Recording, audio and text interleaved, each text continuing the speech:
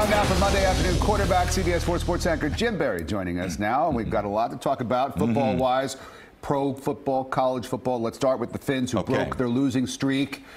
They were clicking on all levels, weren't they? They really were, and quite honestly, it was about time. And folks were asking, how come they can't play like this all the time? Well, that's easy, because they're not playing Denver all the time. The Broncos are almost historically bad. In fact, their 8-game losing streak, the longest in 50 years. But give the Dolphins some credit. The offense especially looking good yesterday.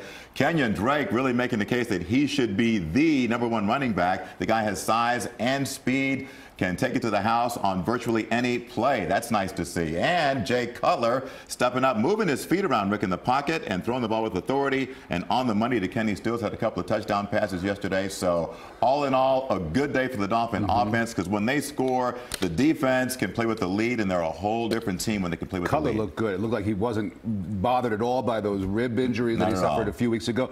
But are the Dolphins that good, or was it that Denver is just so bad? Well, Denver is bad, no question about that. And so now, of course, this Monday coming up, it's a whole different deal, because guess what? Dolphins got to deal with the New England Patriots again, and that's obviously is a whole different thing. But look, the defense playing alert football. As Xavier Howard says, he knew exactly where this pass was going because he had studied film, and so it looked like he was the receiver running the route there. But here's what really could help the Dolphins against the Patriots on Monday night.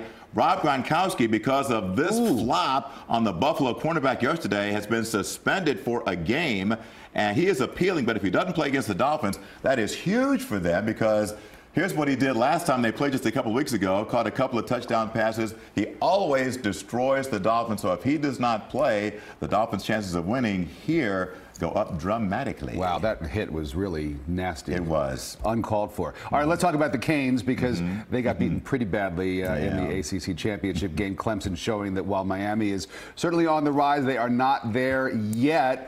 Where do they go from here? Well, you know, it was a reality check for the Canes, no doubt about that. And look, when they play Clemson, something happens. They get the heebie-jeebies or something, because they got nothing going on. But look, they're a young team. They got a great core, and let this be motivation for them. Clemson is where the Canes want to be, and I think is where they will be in a couple of years, because the Tigers are a seasoned defending national championship football program.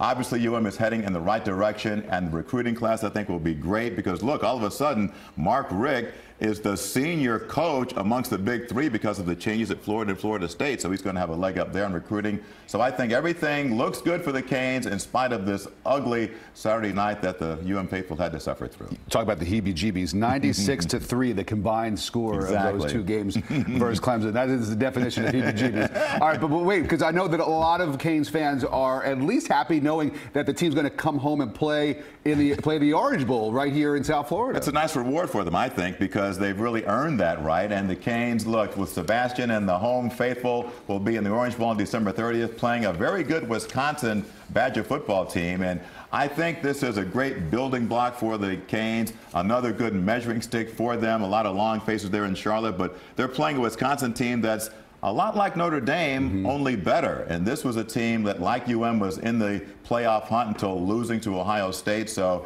I think it's a good matchup. Two teams looking to build for the future, and two teams obviously very good already. So let's just see how good UM is against another team like Wisconsin that is also like them, knocking on the door. Where are our brown stools? I like when we sit over there in the brown stools. What's the deal? We'll have to Let's work on that, we'll get that set please. for next week. This ain't bad, Thank you very much, Jim. All right.